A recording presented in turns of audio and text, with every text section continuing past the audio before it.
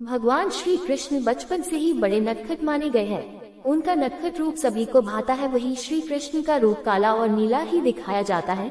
उसके पीछे कई कारण है और रहस्य है। आइए जानते हैं कि भगवान गोपाल का रंग काला और नीला क्यों है। एक मान्यता के अनुसार श्री कृष्ण के शरीर का नीला रंग कालिया नाग से युद्ध के दौरान विष के कारण हुआ था। श्री कृष्ण भगवान विष्णु के मानव अवतार थे। उन्होंने पृथ्वी पर द्वापर युग में अत्याचारी कंस के भांजे के रूप में जन्म लिया था। कंस ने श्री कृष्ण के माता पिता देवकी वासुदेव को कारागृह में बंदी बना कर रखा था।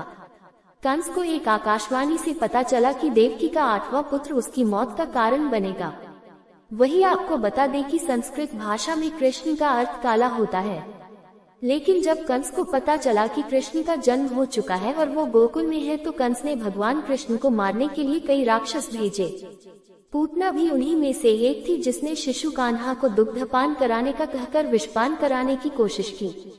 रंग में कृष्ण काले क्यों? श्री कृष्ण का रंग नीला क्यों था? क्या श्री कृष्ण भगवान के काले रंग से लोग नफरत करते हैं? यदि नहीं करते तो टीवी सीरियल में उनको नीला क्यों दिखाते हैं? मित्र, नीला रंग आकाश का सूचक है और आकाश अनंत है, असीमित है, सर्वत्र है। उसी तरह अगर भगवान कृष्ण को नीला बताते हैं तो कोई बात नहीं। भगवान श्री कृष्ण को आकाश की तरह अनंत, असीमित और सर्वत्र समझ लो, ठीक है। भगवान कृष्ण के शरीर को हमेशा नीले रंग में वर्णित या दिखाया क्यों जाता है? भगवान श्री कृष्ण के नीले रंग के पीछे एक मान्यता ये है कि भगवान श्री कृष्ण को भगवान विष्णु का अवतार माना जाता है। भगवान विष्णु सदा गहरे सागरों में निवास करते हैं। उनके इन सागरों में निवास करने की वजह से भगवान श्री कृष्ण का रंग नीला है। हिंदू धर्म में जिन लोगों के पास बुराइयों से लड़ने की क्षमता होती है और जो लोग चरित्रवान होते हैं, उनके चरित्र को नीले रंग का माना जाता है। हिंदू धर्म में नीले रंग को अनंतता का प्रतीक माना जाता है। अतः इसका अर्थ यह है कि इनका अस्तित्व कभी समाप्त न होने वाला है।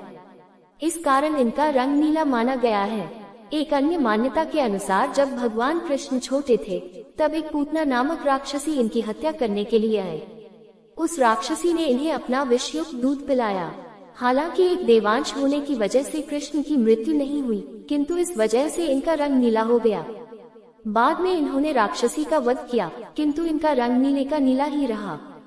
कहा जाता है कि यमुना नदी में एक कालिया नामक नाग रहता था, जिसके कारण गोकुल के सभी निवासी परेशान थे। अतः जब भगवान कृष्ण कालिया नाग से लड़ने गए तो युद्ध के समय उसके विष के कारण भगवान कृष्ण का रंग नीला हो गया।